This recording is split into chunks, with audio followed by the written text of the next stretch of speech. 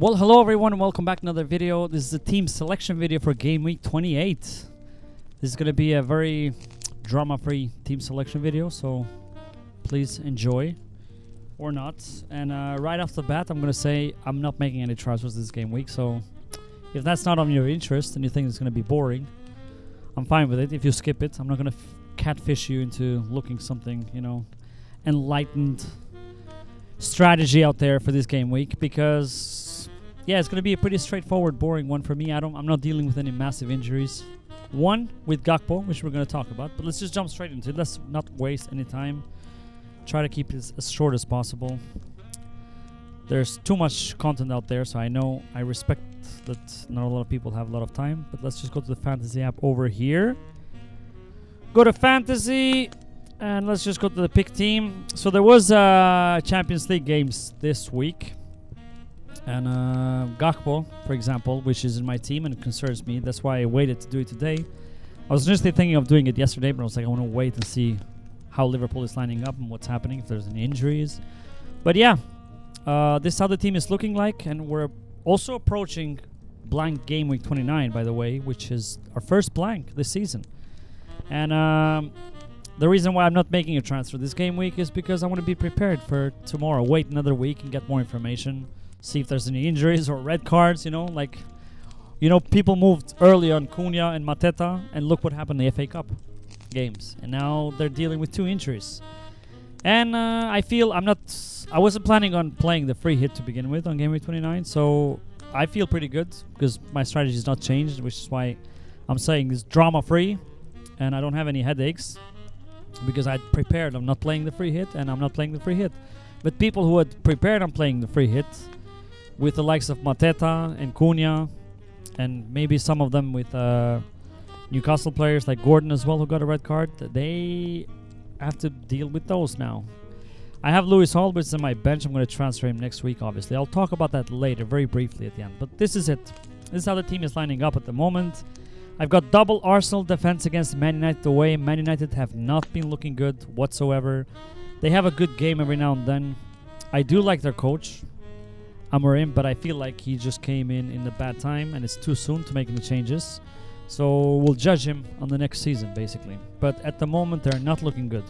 Arsenal, I don't even know what to make. I mean, I'm an Arsenal fan, but they've just look at their last 5 results in different competitions. They just don't make sense. I mean, they went away at PSV. To be honest, I wasn't expecting much. Maybe I was hoping for like a 1-0 win, or at least a draw, so we can have the second game at home. And they go on and just demolished PSV. They embarrassed them, 7-1. I don't think I've ever seen Arsenal beat someone 7-1 at all, let alone away from home, in 1/8 of the final. So let's see. I mean, you never know. That doesn't mean they're not going to go to United and concede. I hope they win the game. Not that it's going to make that much difference anyways, because I feel like Liverpool has got the title locked already.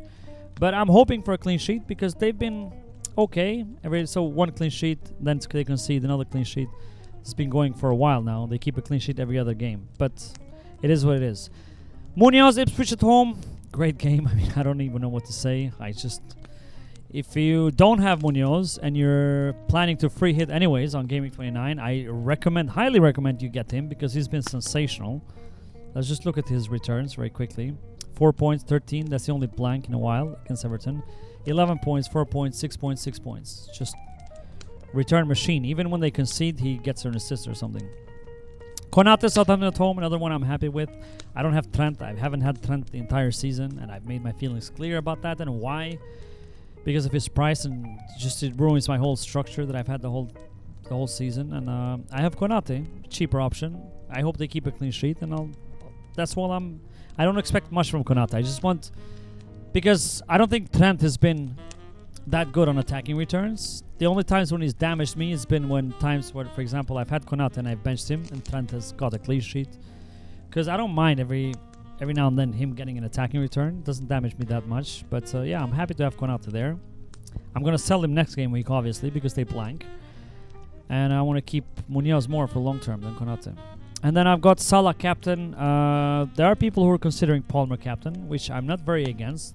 Especially that I feel I don't know. I mean, I don't think Slot would do anything like that, like go and bench Salah or play him for short. But I think Salah is, this season, he's having one of the best seasons of his life. I think he's not going to accept just being benched or even playing like 60 minutes. Like, he's a 90-minute man. So I'm going to play it safe, go on Salah, Southampton at home, best game you can get. I don't even know what more you can say about that. So, but I understand if you want to be differential and go for Palmer. That doesn't mean, I mean, Palmer can outscore Salah. That's also very good. These are Southampton at home and Leicester at home are the best games you can get the entire season. You know, so both very good options. But I'm just going to go with a boring, safe one on Salah. I mean, a part of me wants Salah to be sold at the summer or go to another team just to make it. But then Haaland is going to be like last year. There's always going to be a player who's like a perma captain. It just ruins the game a bit, the fun. But it is what it is. Clivert, Tottenham at home at the moment. As I said last video, Tottenham has been looking better lately. So I don't know how this game is going to go. You never know what to expect from Bournemouth. Lately, they've had 2 bad results, I think. Yeah, they lost the last 2 games against Brighton and Wolves. But let's see. They are fighting for those top European spots, so could be interesting. And Palmer, Leicester at home, as I said, great. Happy to have him. After that, the fixtures are a bit, I don't know. I have no idea what to do, though, because he's so expensive and there's no other better players at that price range. If Saka was back soon, he would be considered to substitute Palmer, but at the moment I think I'm going to keep him.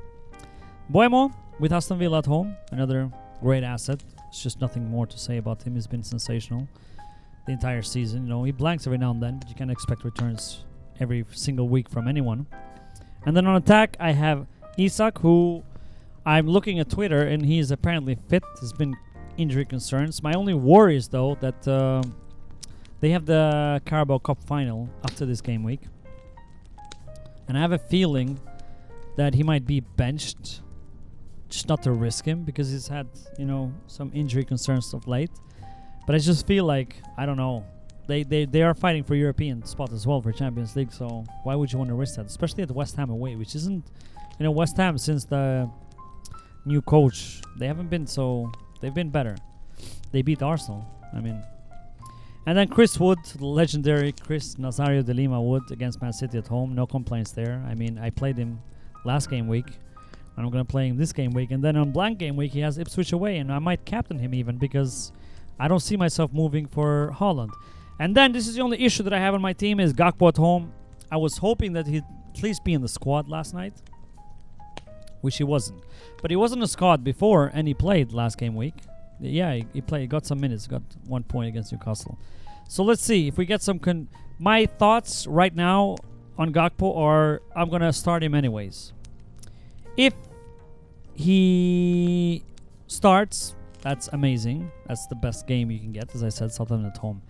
If he doesn't start, he's on the bench and he gets some minutes. I'm still okay with that because he can still do damage in those minutes as long as it's not like the last 5 minutes and hopefully more. If he's not in the squad at all, I get Semenyo off the bench. I mean, I can't complain. So Semenyo is not a bad shout. I mean, you could start Semenyo this game week, let alone have him as a bench cover. So that's why I'm feeling like I don't need to make any transfers. And I have 2 free transfers at the moment. And next game week, I'll have 3 free transfers to deal with, you know, the blank. And I'm not completely set on which players, if we go here. On which players, I'm going to sell Hall, Konate, and GAKPO most likely, because I want to bench Isak, Salah, and Munoz, because I want them long term.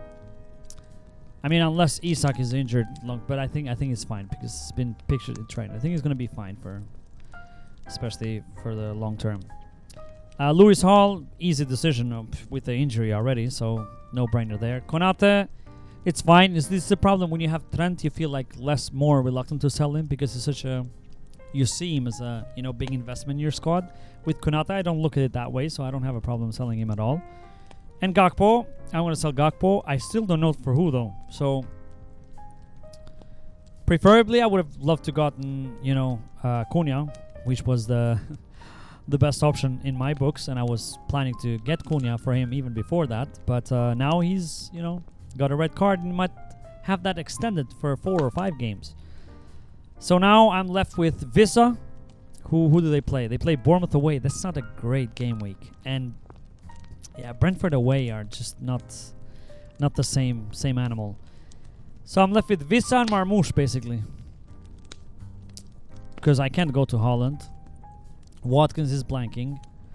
I like Marmoush, but this is why I'm gonna wait and see this game week. Like they're playing Nottingham Forest away. If he does something, if it looks at least dangerous enough to convince me a bit to bring him over Visa, because yeah, I just I mean, I'm gonna play the wild card in game week 31 anyway, so these are not necessarily long-term picks anyways.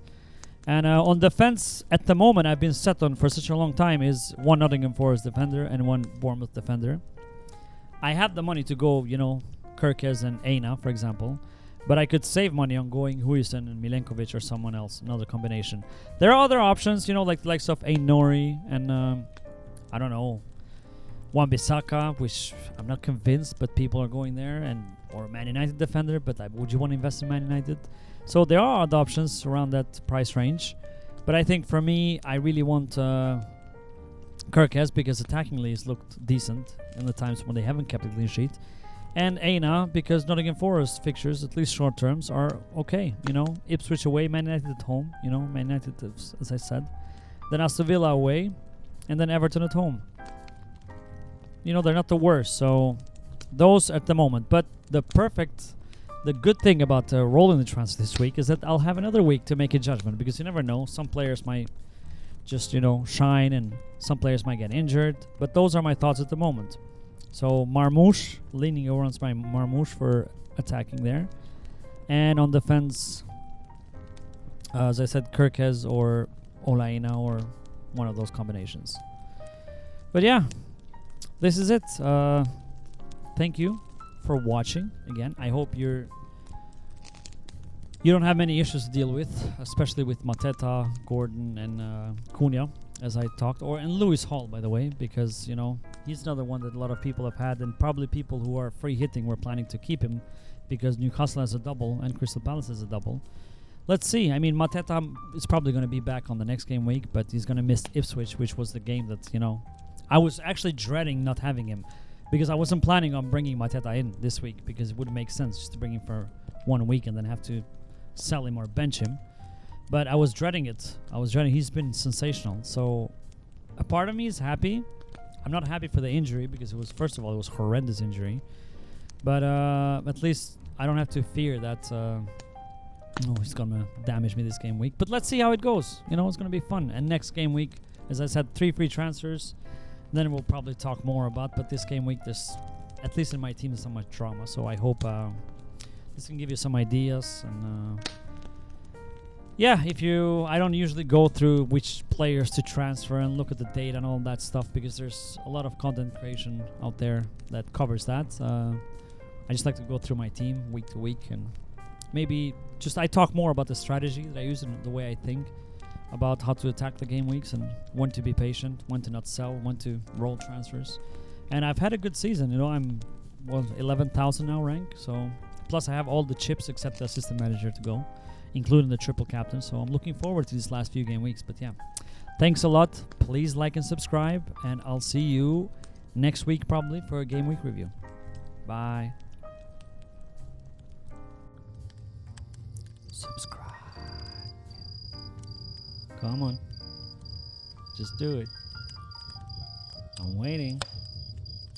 Just do it.